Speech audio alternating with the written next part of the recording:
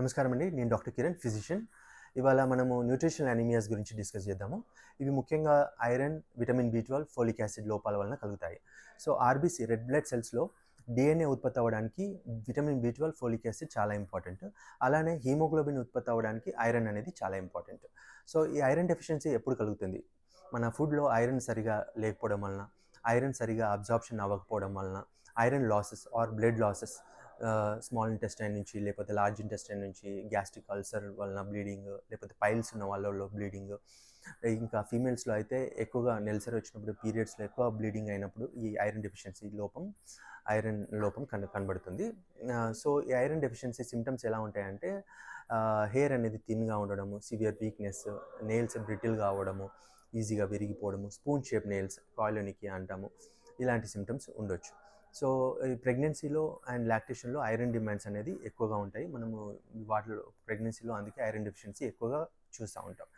So vitamin B12 deficiency ముఖ్యంగా pure వెజిటేరియన్స్లో కనిపిస్తుంది. ఎందుకంటే నాన్ వెజిటేరియన్ ఫుడ్స్లోనే విటమిన్ బి12 ఉంటాయన్నమాట. సో ఫోలిక్ యాసిడ్ డెఫిషియన్సీ ముఖ్యంగా మాలబ్జార్ప్షన్ ప్రాబ్లమ్స్, లేకపోతే గ్యాస్ట్రిక్ అట్రోఫీ అంటే గ్యాస్ట్రిక్ ఎపిథీలియం సరిగా పనిచేయకపోయినా కూడా, గ్యాస్ట్రిక్ సర్జరీస్ అయిన వాళ్ళలో కూడా ఫోలిక్ యాసిడ్ డెఫిషియన్సీ ఏర్పడుతుంది. ఇంకా కొన్ని folic acid interacting medicines use చేసే వాళ్ళలో, ముఖ్యంగా ఫిట్స్ ఉన్న వాళ్ళలో ఫెనిటాయిన్ కామన్గా యూజ్ చేస్తాం, వాటి వలన కూడా ఫోలిక్ యాసిడ్ తక్కువగా ఉంటుంది.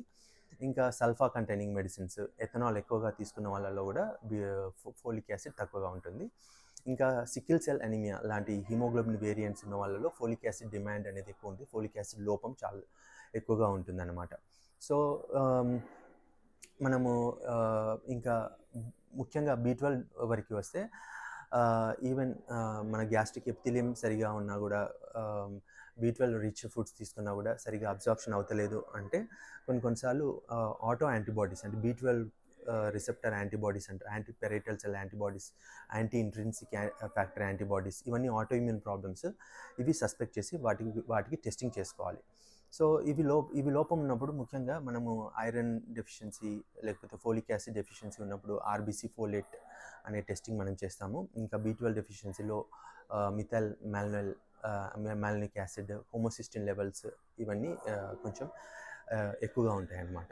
సో ఇవన్నీ డెఫిషియన్సీస్ ఉన్నప్పుడు, ముఖ్యంగా బి12 డెఫిషియన్సీ ఉన్న వాళ్ళలో అనీమియా రాకముందే కొంతమందికి సివియర్గా న్యూరలాజికల్ సింటమ్స్ రావచ్చు. అంటే కాలు చేతుల్లో తిమ్మిర్లు, మంటలు, సూదులు పొడిచినట్టు ఉండడము, ఇంకా గేట్ డిస్టర్బెన్స్, వాకింగ్ నడుస్తున్నప్పుడు బ్యాలెన్స్ లేకపోవడము, పువర్ మెమరీ, స్లీప్ డిప్రివేషన్, ఇంకా డిప్రెసివ్ సిమ్టమ్స్, మూడ్ స్వింగ్స్ ఉండొచ్చు.